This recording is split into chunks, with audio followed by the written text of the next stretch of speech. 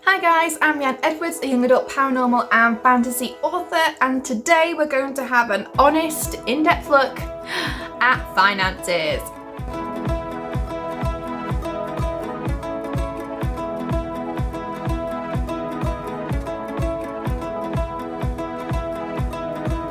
So first of all, I want to start this by saying this is very personal and I am sharing what I feel comfortable with. And again, I said it before, but this is my numbers and my journey.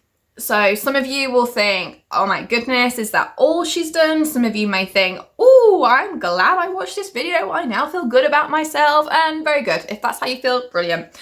But this is my journey. So I want to start about talking sales. So my sales aren't consistent. I'm not consistent with marketing. So how can my sales be consistent?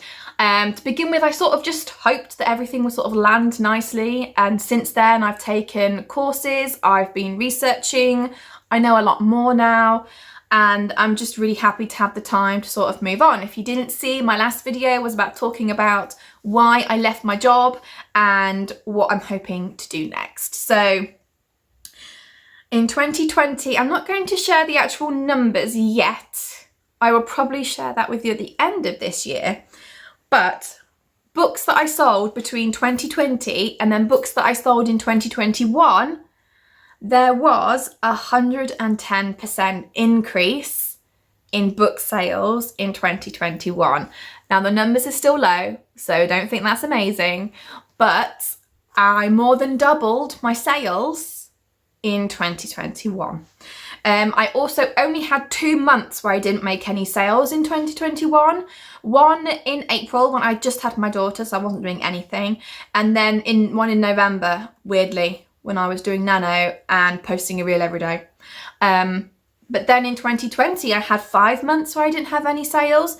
So, and again, this is all subjective, isn't it? Your progress and your success. And people may look at my stats for 2021 and think, ooh, okay, love.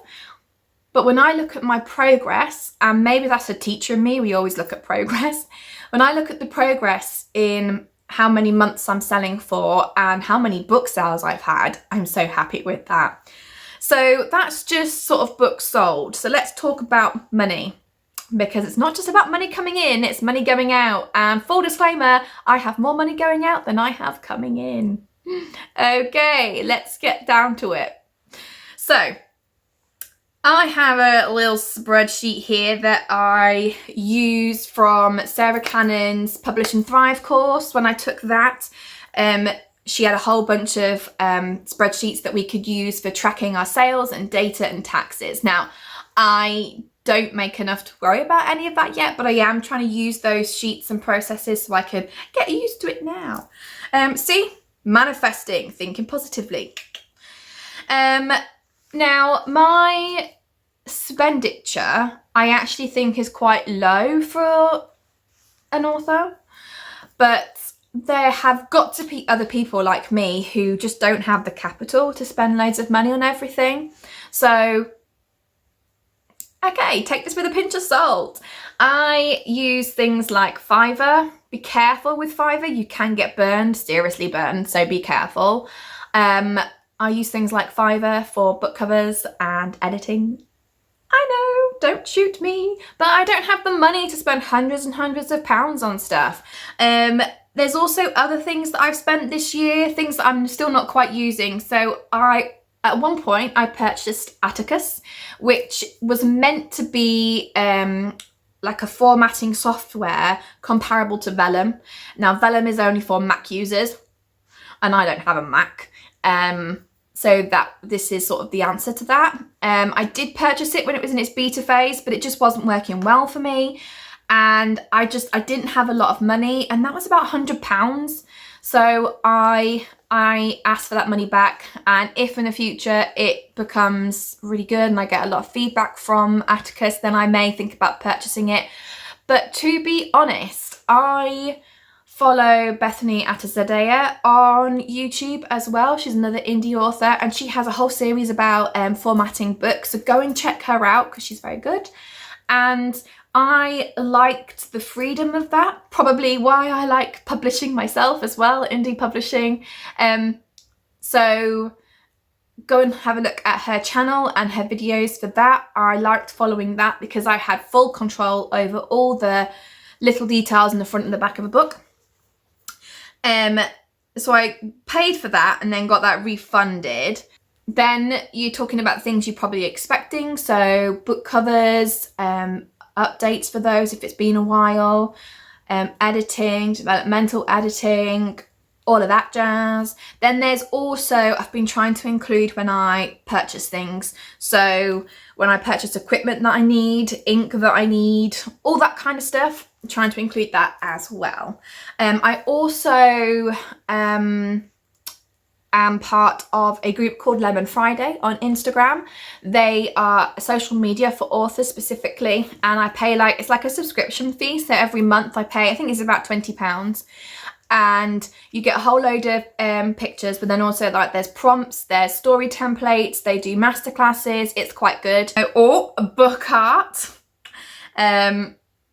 So when you, I pay for some book art as well from somebody that I found on Twitter.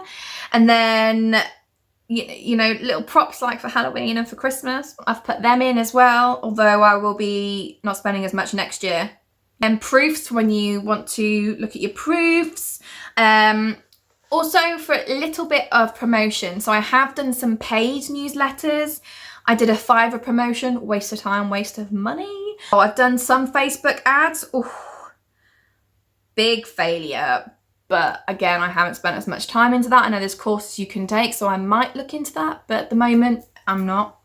In total then, and this is going to seem like a really low number when you think about how many books I have had edited and published. But again, I use Fiverr, so please bear that in mind. So last year, I spent a grand total of £755.26. I'll put on the screen what that is in dollars as well, in case you're watching from dollars, but that is how much I spent. So £755. And again, I know some people might spend that money on just like one edit for a book. So you can see how my costs are a lot less than some people, because, you know, I just can't afford that. That's a lot of money, isn't it? £800. And this is not what this video is about. So if you have thoughts on that, you can leave a comment. I'd be happy to discuss things with you, but that's just where I am at. So let's talk about income. So my income is obviously from the books that I've had sold, and then also some affiliates codes. I have affiliate codes for the HB90 method and for the Publish and Thrive course that I did with Sarah Cannon. So I've got some affiliate money through from that, which has obviously been really quite helpful because my sales are quite low. So that was a handy little supplement there. So I count my money as per Sarah's suggestion. I count my income from when I get it. So, and a lot of the retailers are like 2 or 3 months behind. They pay you like 60 days or something like that after the sales. So this is technically sales only up to like, what, the end of September maybe, to account for October, November and December, and maybe including October as well, actually. Are you ready? Are you ready? Are you ready for it? £117.12. Well, that's for an entire year's worth of work, guys. Well, sort of. I wasn't at work because I was signed off ill with my daughter when I was pregnant with her, and then I had her in March. So I've not been at paid work, but I've also had my daughter and maternity and pandemics and all of that business. I could go into more in depth about what's affiliates and what I'm not really worried about that at the moment. My main thing is, what am I spending or what's coming in? So there's a discrepancy there of about £600. So you can see how I am not making enough to contribute to the family finances yet. So my aims for next year are to get closer to the figure of the expenditure, so that I'm getting sort of closing that gap of money that I am losing out on. But yeah, just let me know down below what you think about that. I am being really brave by sharing that, and I hope I get no hate for it in the comments. Please don't hate me, be nice, be kind, all that jazz. But they are my numbers. I hope it gives you an idea of the sort of thing you can expect. And I will share the progress and share how I go this year, because I think that'll be good. And I like being transparent. I love the authors that are transparent online. Obviously, their numbers are quite substantially bigger than mine, but I hope it gives you the other end of the scale.